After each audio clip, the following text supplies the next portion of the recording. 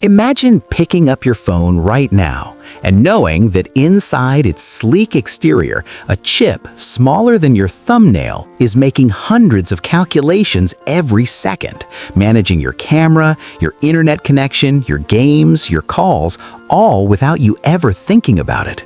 You bought the phone for its brand, its camera, or its design, but the real brain inside was chosen by engineers you'll never meet from a company called Qualcomm, making a processor called Snapdragon. Now here's the fascinating part. While you were deciding between iPhone and Samsung, those companies were locked in intense negotiations over which Snapdragon chip to use, because that tiny component would determine whether your phone feels blazingly fast or frustratingly slow. If you're an entrepreneur, unemployed, underemployed, or just trying to figure out your next opportunity, the story of how Snapdragon became the invisible empire powering billions of phones contains surprisingly practical lessons about building products that others depend on, even if they never see your brand name. Part 1. Introduction, Purpose, and Audience. This training story is designed for people who want to learn how to generate winning product ideas. Entrepreneurs looking for their next venture. Unemployed individuals seeking to create new opportunities. Underemployed people wanting to build something reliable on the side. Anyone curious about how invisible components can become billion-dollar businesses. We'll use Snapdragon mobile processors as our case study, not to teach you chip design, but to reveal the strategic thinking behind building products that become essential to other people's success. Section 1. Snapdragon mobile processors, what they are and why they matter. What Snapdragon processors are.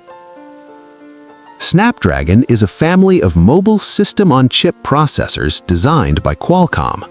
These aren't just CPUs, they're complete computing platforms that integrate central processing units, CPU cores for general computing, graphics processing units, GPU for visuals and gaming, digital signal processors for audio and sensor data, modems for cellular connectivity, 3G, 4G, 5G, image signal processors for camera functions, AI and machine learning accelerators, security processors for biometrics and payments. When you pick up an Android phone and many other devices, there's a good chance a Snapdragon processor is coordinating everything from your touch input to your video calls to your mobile payments. The processor determines how fast apps launch, how long your battery lasts, how well your camera performs in low light, and how quickly you can download content. Why Snapdragon processors matter for idea generation. The Snapdragon story offers several transferable lessons. First, it shows the power of being the inside component. Most people have never heard of Qualcomm or Snapdragon, yet the company generates over $30 billion annually. They succeeded by becoming essential to products that consumers do recognize. This demonstrates how being a crucial but invisible component can be extraordinarily valuable. 2. It illustrates integration as competitive advantage. Early mobile processors handled computing and communications separately. Snapdragon integrated multiple functions onto a single chip, reducing power consumption, size, and cost, while improving performance. This integration strategy can be applied to services, software, and other product categories. 2. It demonstrates the ecosystem approach to innovation. Qualcomm doesn't just make chips, they provide development tools, reference designs, software platforms, and technical support that help phone manufacturers build better devices faster. They make their customers more successful, which makes themselves indispensable. Fourth, it exemplifies technology leadership through strategic investment. Qualcomm has consistently invested billions in research and development, particularly in wireless technology and AI capabilities. They often deliver capabilities before the market fully understands their value, positioning themselves for future opportunities. comparing Snapdragon with other companies and approaches. Versus Intel's traditional approach. Intel dominated desktop and laptop processors for decades through a different strategy, building the most powerful chips and optimizing software to take advantage of that power. Their approach worked well for plugged-in devices where power consumption was less critical. Snapdragon's mobile-first approach prioritized power efficiency, integrated connectivity, and compact form factors. This shows how different market requirements can create opportunities for different strategic approaches to the same basic technology. Versus Apple's integrated approach. Apple designs their own processors, A-series, M-series, specifically for their own products. This gives them tight integration and optimization, but limits their market to Apple. Part 2. Bridge from Part 1. In Part 1, we explored how Snapdragon processors became the invisible empire powering billions of mobile devices, not through consumer marketing, but by becoming indispensable to device manufacturers. We saw how Qualcomm succeeded through integration, ecosystem thinking, and strategic investment in future technologies. Now, we dive deeper into 4 more principles that can guide your own idea generation, whether you're building a service, developing a product, or creating opportunities in any field. Principle 4. Optimize for the constraints that others ignore. Explanation. When mobile phones were emerging, most chip companies were focused on making processors faster and more powerful, following the desktop computing playbook. Snapdragon's breakthrough came from optimizing for constraints that seemed secondary: battery life, heat generation, and physical size. They recognized that mobile devices had fundamentally different requirements than desktop computers. This constraint-focused innovation allowed Snapdragon processors to enable entirely new use cases: all-day battery life, thin device designs, and always-on connectivity without overheating. By solving the boring problems, they enabled the exciting possibilities. For entrepreneurs, this principle means looking for the constraints and limitations that incumbent solutions accept as unchangeable, then making those constraints your primary design challenge.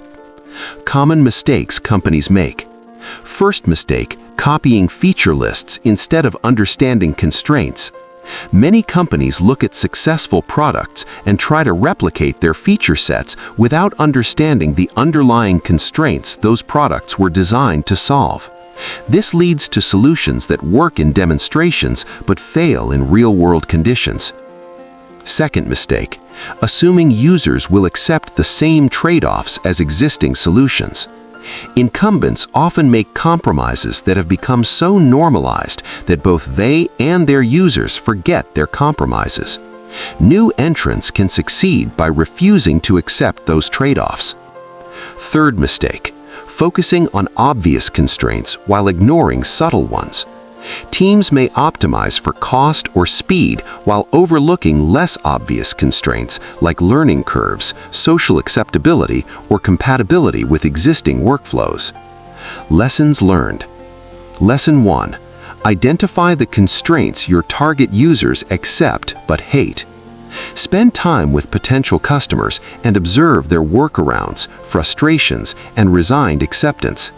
These signals often point to constraint optimization opportunities.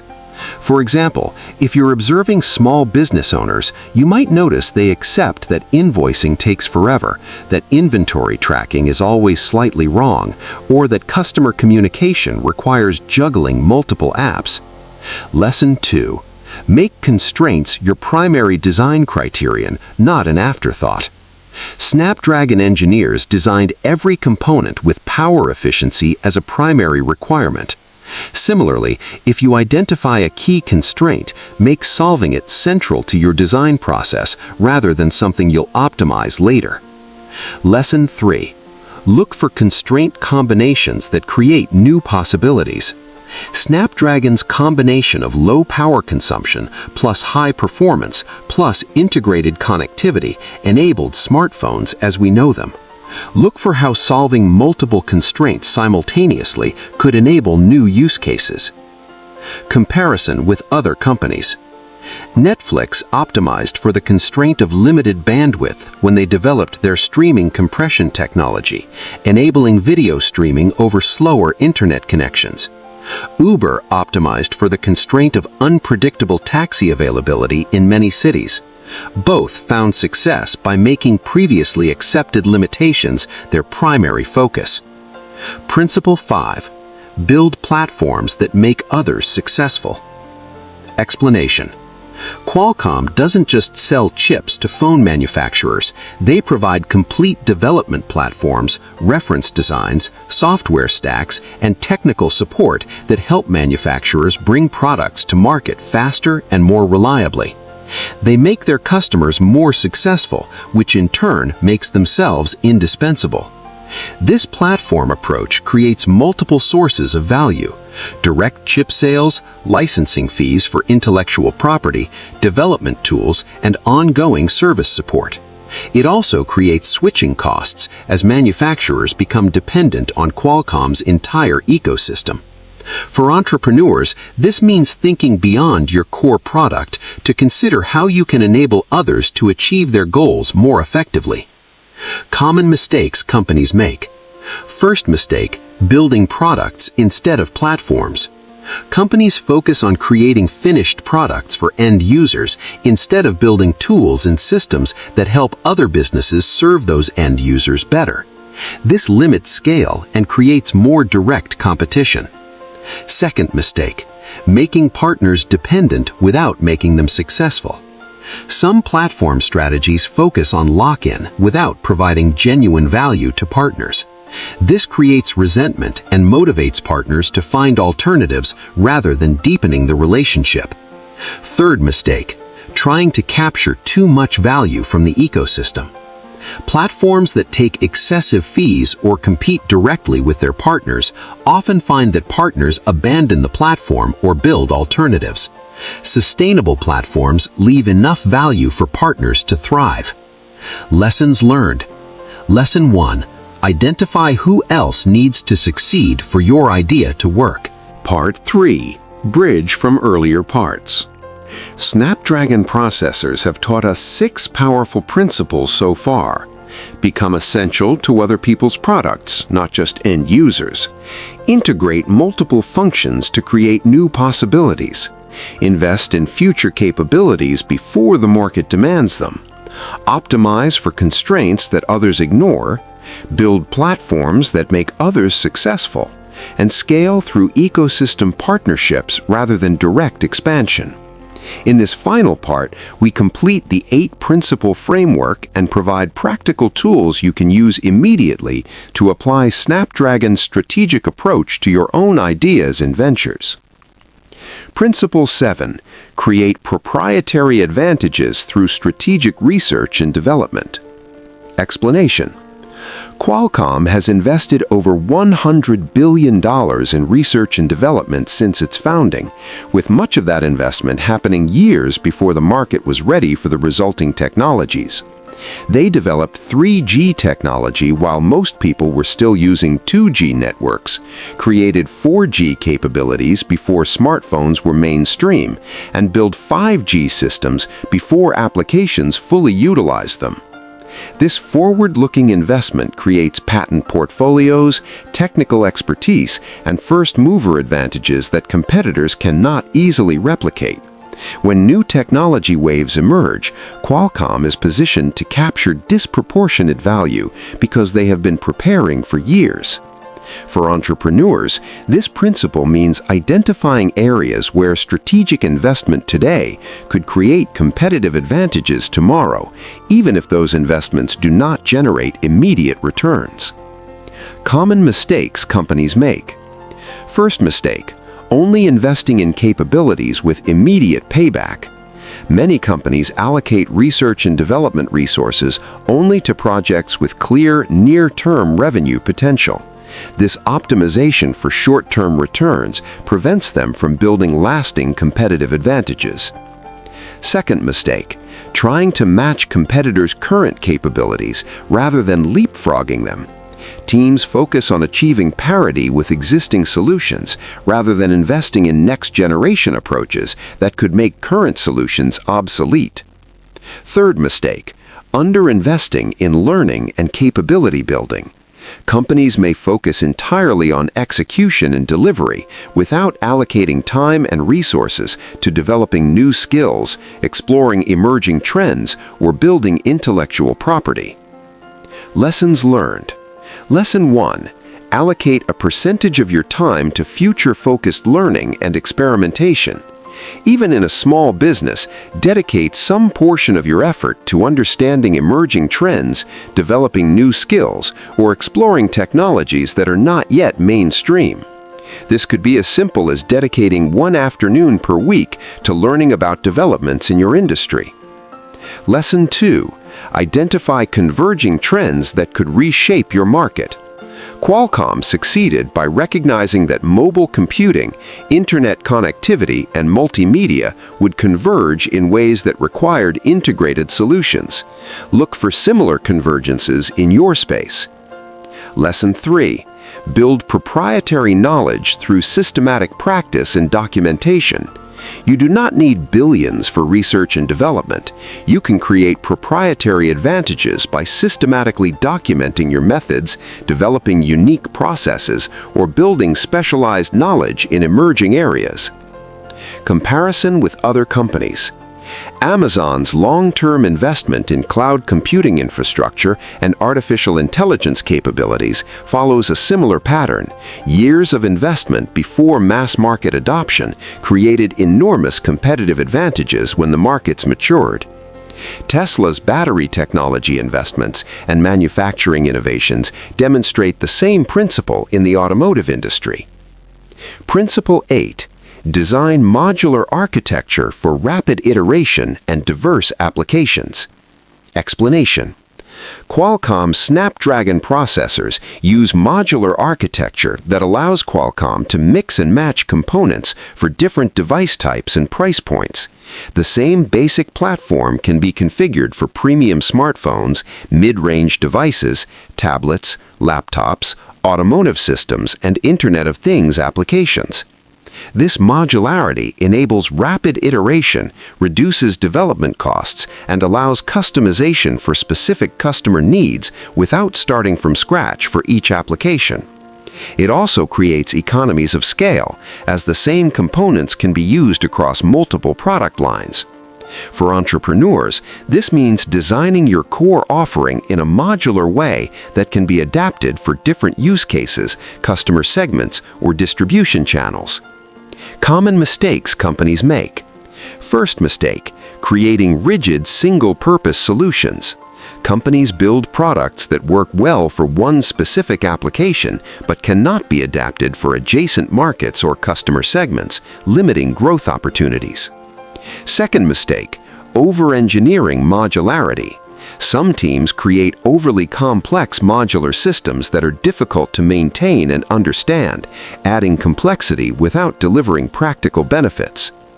Third mistake, underinvesting in learning and capability building. Companies may focus entirely on execution and delivery without allocating time and resources to developing new skills, exploring emerging trends, or building intellectual property. Lessons learned. Lesson 1. Allocate the core components that could be valuable across different applications. Break down your core service or product into fundamental elements and consider which could be useful in other contexts for other customers.